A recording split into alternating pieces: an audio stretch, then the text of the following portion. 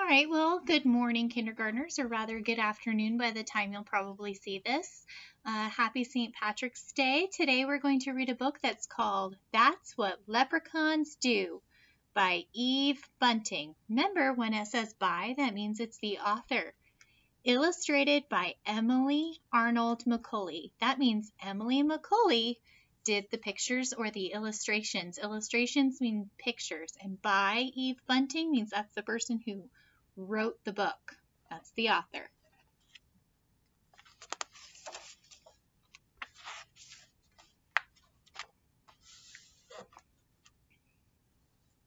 The three leprechauns sat under the chestnut tree. Airy looked up at the cloud-filled sky. "It's coming," he said, "and there's work to be done."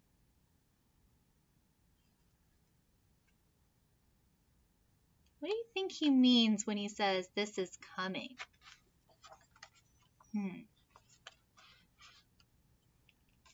Boo and Call put on their red shoes and their caps and strapped their packs to their backs. "We're ready," Boo said. "But why is it always us that has to put the pot of gold at the end of the rainbow? Especially since not a single soul ever finds it," Call added. Ari looked from one of them to the other. "Don't be asking," he said. "It's leprechaun duty, so it is. And fellows, remember, it's coming. So there'll be no time for mischief along the way." What do you think mischief might mean? They walked in line, the one in front of the other one behind. "No mischief along the way," they chanted.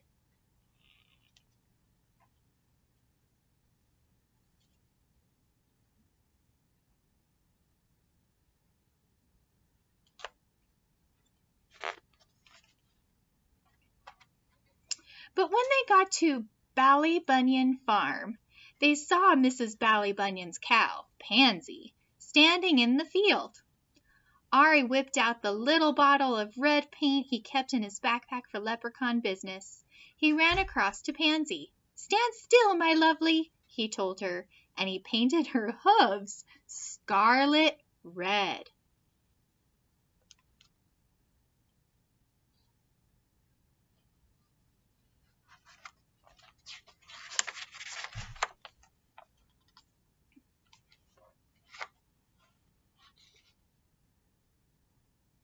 Pansy looked down. "Pretty," she said. "Imagine Mrs. Ballybunion's face when she comes to milk you," Ari shouted. He and Boo and Call rolled over and over in the grass, laughing.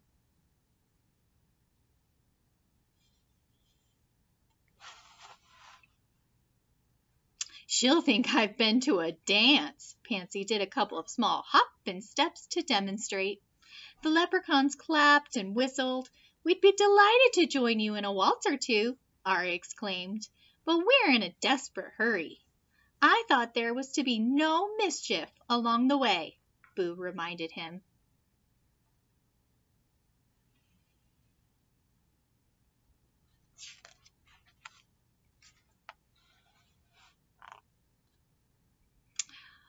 "Oh, sure, but I couldn't help myself. Mischief's what leprechauns do," Ari said, "along with our more important duties." He glanced up at the tatters of clouds in the sky. "And we better not delay, for we've delayed enough already." So there's two very big words on here. I'm noticing the word mischief, and I'm noticing the word delayed. Let's go back and read this portion just a little bit so we can figure out what those words mean. "Oh, sure, but I can't help myself. Mischief's what leprechauns do." So I think mischief might mean getting into trouble. And at the end it says, "And we'd better not delay, for we've delayed enough already." What have they been doing? It looks like they painted the cow's hooves, so maybe delay means that they're staying in one place for too long. But as they were passing old Jamie Bradley's house, They saw Jamie's gray woolen long john spread out to dry on his hawthorn hedge. Another word for long johns is pajamas.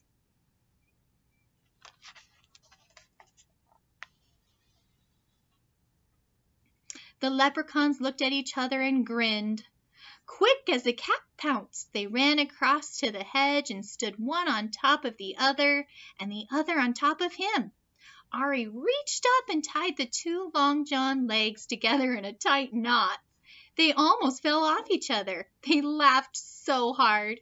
It would be great altogether to stay and watch old Jamie try putting his legs into those, Boo said.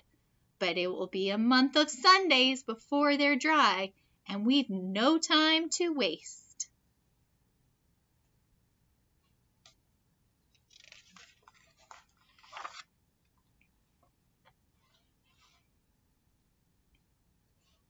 They took a few minutes to somersault across Liam McGabe's garden. There was a yellow tennis ball in the middle of the road, and they rolled it along with them as they went. Miss Maud Murphy's hen, Bridie, clucked at them from behind her gate. Bridie, Ari said, would you be doing us a favor? Could we trundle this ball up to your nest, and could you sit on it for us? It'll be the great joke on Miss Maud Murphy when she comes out to gather your eggs. Look at the size of this tennis ball and the size of the leprechauns. Do you think the leprechauns are small or big? I think the leprechauns are smaller than the hen and bigger than the tennis ball.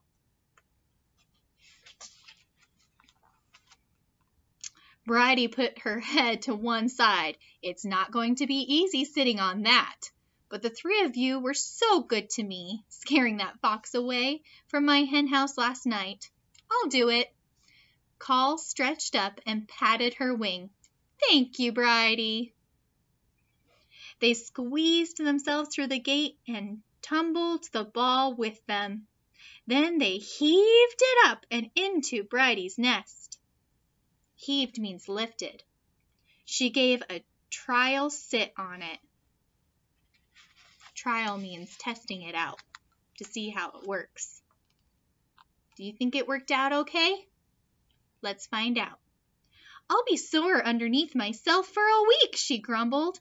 But the thought of Miss Maud Murphy's face when she sees I've laid a yellow ball will be worth it.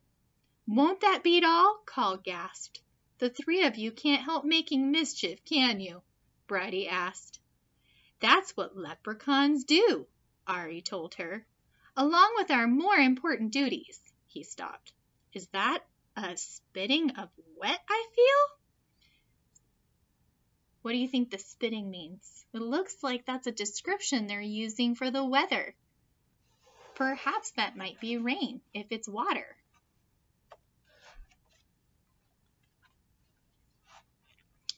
"'Tis," Boo stared up at the sky. That means yes. Where the sun was flickering through heavy clouds. A thin, cool rain had started to fall. "Hurry, hurry!" Ari ordered. "It's come! We can't be late!" They pulled their green slickers from their backpacks and settled their caps low to their ears.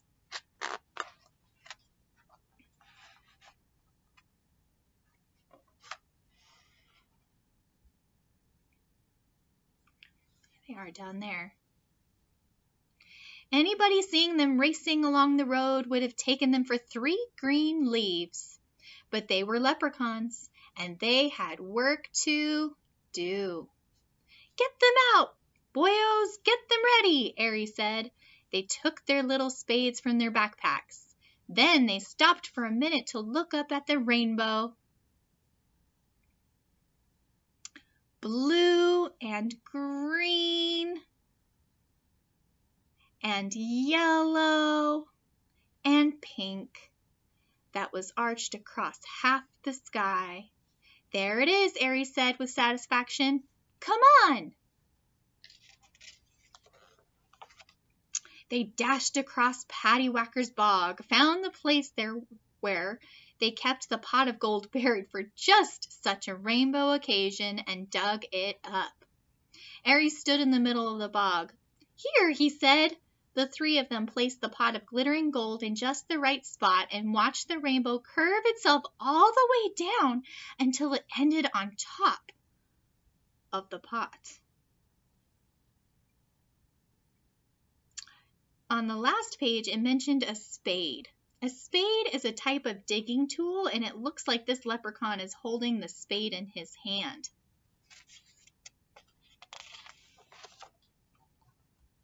The leprechauns settled themselves to wait. They tootled some grass stalk music, threw raindrops at each other, and ate the rose hips they'd bought for snacks. They waited long, but nobody came.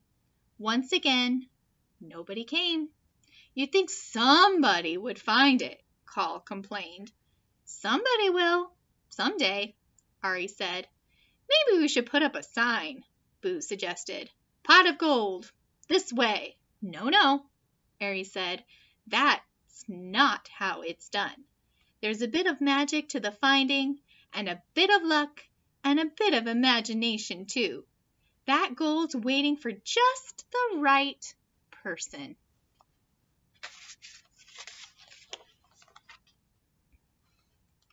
The rain had stopped, the sun went behind a cloud, the rainbow shortened itself, then disappeared. No use waiting any longer. Call took off his cap and wrung the wet out of it. "If we hurry, we could be in time to see Miss Maud Murphy discover Bridie's big yellow egg," he said. Boo laughed. "Won't that be the great thing to see?" "All right, then," Ari said. "We'll put a rush on this." They buried the pot again in its usual place. Ari patted the smoothed down bog dirt. "Don't worry, Pot," he whispered. "We'll be back to get you on the next rainbow day. Now we're off again to see what new mischief we can find, for besides our important duties, that's what leprechauns do."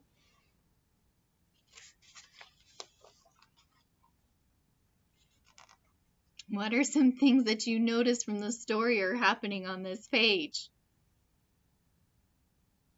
Oh.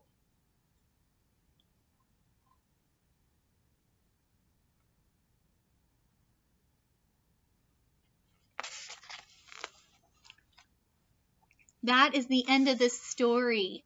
I hope that you enjoyed it. It looks like there's some additional information about leprechauns. Let's read that. About leprechauns. According to legend, the leprechaun is a tiny elf found only in Ireland. Most leprechauns are shoemakers to the fairies, who pay them gold for their work. The leprechauns, or little people, store their gold in pots and often bury one at the end of a rainbow. Since leprechauns love more than anything to play tricks, this may just be another one. The gold at the end of the rainbow has not been discovered yet, but if you find a leprechaun and pick him up, he must tell you where his gold is hidden. That is leprechaun law. So look for leprechauns in Ireland, near clear springs of water or close to large rock formations, or at the end of a rainbow.